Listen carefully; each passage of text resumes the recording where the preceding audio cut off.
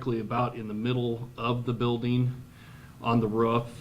At that time, I'm not sure, we weren't sure of how much damage had been done yet. There was a lot of smoke and obviously flames probably in the neighborhood of 20 foot high on top of that building.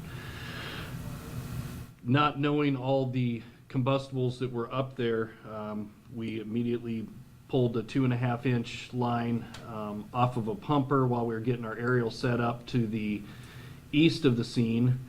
We set the pumper up to the north, directly north of it, and got a 2.5 on that, and then Lewis pulled a line and they were shooting up there too. So we kind of got a little quick attack on it, and then once we got the aerial set up, not too much later than that, once those guys got up there on the ladder, we took a 2.5 hose. I shut the down lines from the ground, shut those off. The aerial ran for just a little bit, and then we shut the aerial off and let the 2.5, the guys get up on the roof and actually attack the fire. Actually, once we got up there with the 2.5 and attacked it, the guys got it knocked down pretty quick. We had a lot of cleanup to do. There was a lot of stuff that was still on fire that they had to pitch over to get it off the building, and they had to do some digging and scraping in there to get all the embers put out below that rubber roof that was up there on top of the building. Most of the damage is just in between, in the middle part of that building. I'm guessing probably 75 feet, 100 feet, probably at least, and maybe 50 foot wide. It's stuck in there where they were getting ready to do the roofing. So we were very fortunate that that it had a concrete roof on that underneath. So it did not, to my knowledge of what we left it at yesterday when I left command, we did not see any interior fire that got into the building.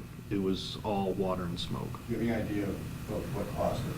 We do not at this time. It is under investigation. Tom, speaking with the crew that was up there on the roof, and they were away at lunch, I understand, when the fire broke out. Did they have any thoughts on what might have happened? They don't. I know that the fire marshal is up there, and they have some private insurance investigators up there right now, and they will dig through all the burnt rubble, and they will come up with a source that started that fire. I know on social media some people are already assessing blame supposedly for the roofing company, but that's a bit harsh, I would think, considering the circumstances are unknown. Correct. At this time, just being under investigation, until they go through and take their time to get everything figured out, nobody's going to have an idea of really what started it. I think it's real premature for those conversations to be had.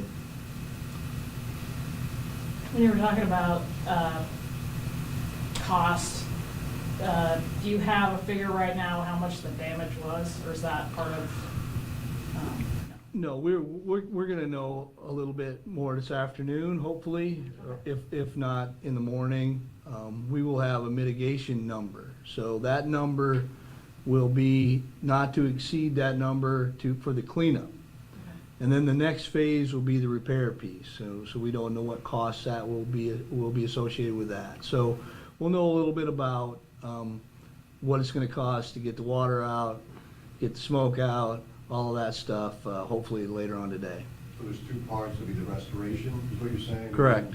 Then the mitigate, then the repair. Yeah, but our goal right now, Tom, is to get those mitigation, the cleaning crews in ASAP. And then that repair, restoration, as you called it, will come a little later, and we have a little more time to work through that process. Was there any structural damage to the building that you know of? Not that I'm aware of, Tom. Not that I'm aware of either. Okay. Is it, has it been cleared that people can actually go into it at this point, or maybe not because you're still investigating? As Tom said, it's under investigation. Does that mean no one's been in there? No, because we've had mitigation companies, we've had adjusters in there. Only a few people have been on top of the roof, but for the most part, it is closed for business. once we get a bid approved for mitigation, that's gonna move fast, and there's gonna be a lot of noise coming out of there because the power is shut off. It'll remain shut off until that whole process is figured out as well. This will probably be before your time, Steve, but Tom, you've been here your whole life, I understand. Has there ever been a fire in any of the Atlantic School District buildings prior to this? Not that I'm aware of. And I know you kind of mentioned this earlier, Steve, but do you think the building's gonna be usable when school starts? I know it's maybe a month away. What's your feeling on that? Well, it's too early to say. Like I said, hopefully by the end of the week, early next week, we'll have some idea of what space might be available on August 23rd. So trying to give you an answer to that question at this time is pretty difficult. But we're in the process of looking at different spaces. You know, we've had some community people call and say, hey, we might have a classroom or two. We have the Achievement Center out there. If we have access to the gym and the auditorium, we can create some temporary classrooms there. But we're going to wait a little bit before we know what parameters we have to work around, and then we'll put a plan together for 6th, 7th, and 8th. And you know approximately how many students is that? Yeah, we're between 100 and 110 per class. Mr. Barber, you're supposed to say water damage, correct?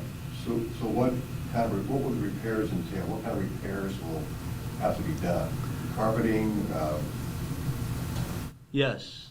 what else? I haven't seen the bid yet, Tom, so. We've got some encouraging encouraging news this morning. A lot of the water stayed within the terrazzo. And if you've been in the middle school, that terrazzo runs up the walls 3 or 4 inches.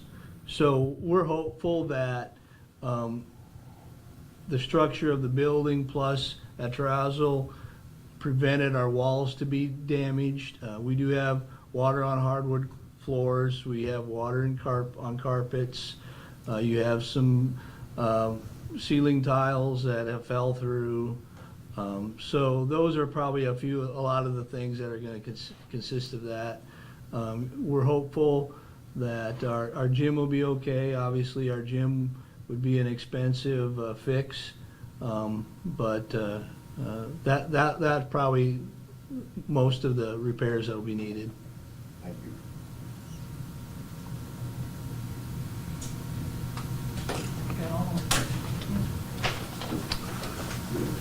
Closing thoughts?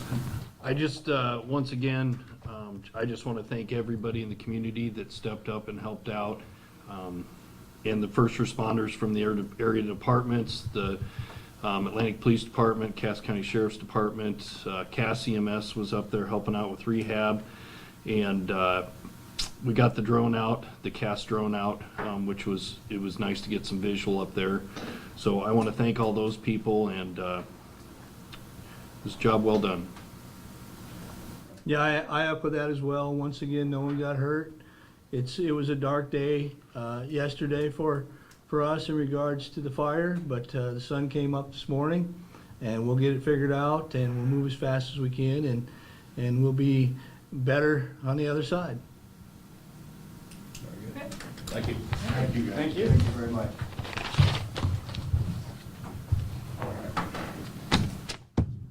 Thank you. If you need anything.